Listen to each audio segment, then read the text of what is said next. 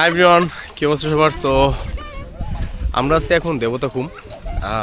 বান্দরবনের আগে অনেকবার আসা হয়েছে, অনেকবার।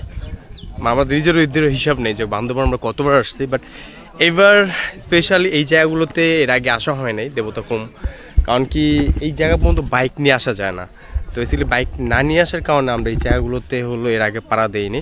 তো কালকে বেসিক্যালি আমরা হলো আপনার থানচি ঢোকার প্ল্যানিং ছিল। থানচি ঢোকার সময় আমরা লেট হয়ে যায় আমাদের। তো আমাদের লেট হওয়ার কারণে দেখা যায় আমরা আপনার আর্মি যে চেকপোস্ট আছে সেই চেকপোস্ট থেকে আর্মিরা হলো আমাদেরকে থানচির দিকে ঢুকতে দেয়নি।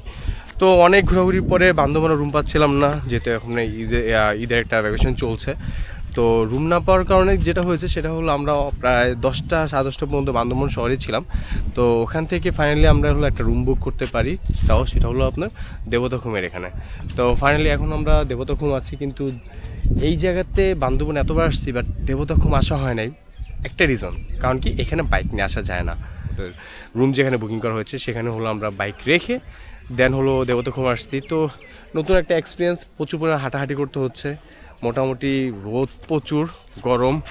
ফেসে চন্দন দিয়ে রাখছি যাতে রোদের তাপতে যাতে হলো ফেসে কোনো ধরনের কোনো ইফেক্ট না পড়ে, কারণ প্রচুর রোদ ভাই। মানে যারা এখানে আছে এখন তারা জিনিসটা ফিল করতেছে কী পরিমাণে রোদ এখন এই জায়গাটায় আছে।